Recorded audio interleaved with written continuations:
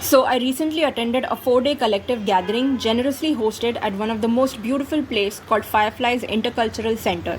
Why we gathered? To talk about interfaith peace building and climate change. This unique perspective was facilitated by People Tree. For a long time, I thought I was the only one drawing connections between the so called diverse religions and their connection to nature and natural cycles.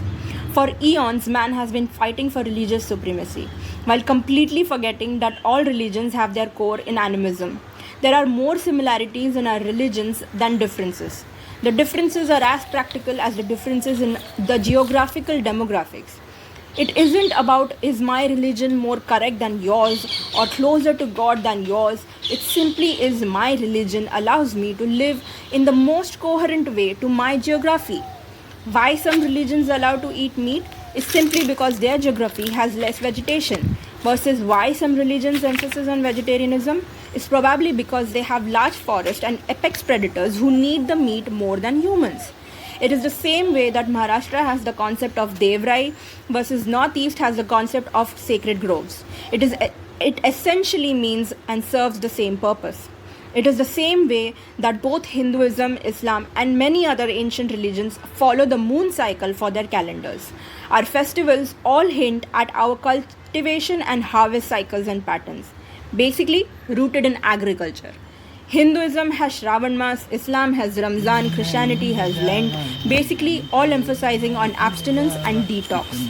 Likewise, climate change itself has some shocking impacts on the way humans live and tweak their culture, morality, and lifestyle every day. Who would have thought that the floodings in Sundarbans is the primary cause of women abuse and human sex trafficking?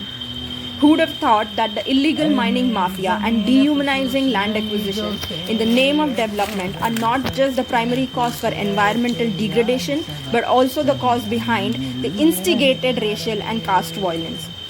Who would have thought that the advertising industry, feeding the buy more, consume more, fear more, be discontent more, would be using religious differences to tap into the collective psyche and fuel the industrial invasion of the planet? Yes, such were the topics of discussion amongst the 14 participants that came from across the country and different age groups and backgrounds and religion. However, the end goal being common of creating a healthier and more compassionate world.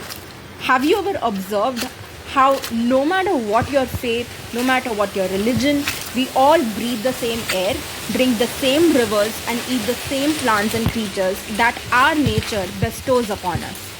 The differences are only demographical, not essential. And the one who understands this understands that the flame of the strongest of faiths flickers persistently in our love for all things alike. Our cultures, customs, and religions defines not us but our unique expression of our love.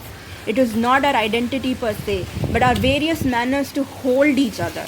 But hold each other we must. Met some amazingly beautiful people who showed me my strengths, my magic, people who held my mess, people who inspired me to be more, smile more, laugh more, feel more, think more, and do more. But most importantly, people who made me feel safe to have my own different definition of more. Coming back home with renewed hope and strength to carry on with whatever I can. This brings me more inspiration. I dream of a world of abundance, of acceptance, respect, and love for all living beings. And no, not just textbook definition of living. I believe even stones, furniture, your phone, a fallen leaf is as living as you and me. And now I shall dream more until my last breath.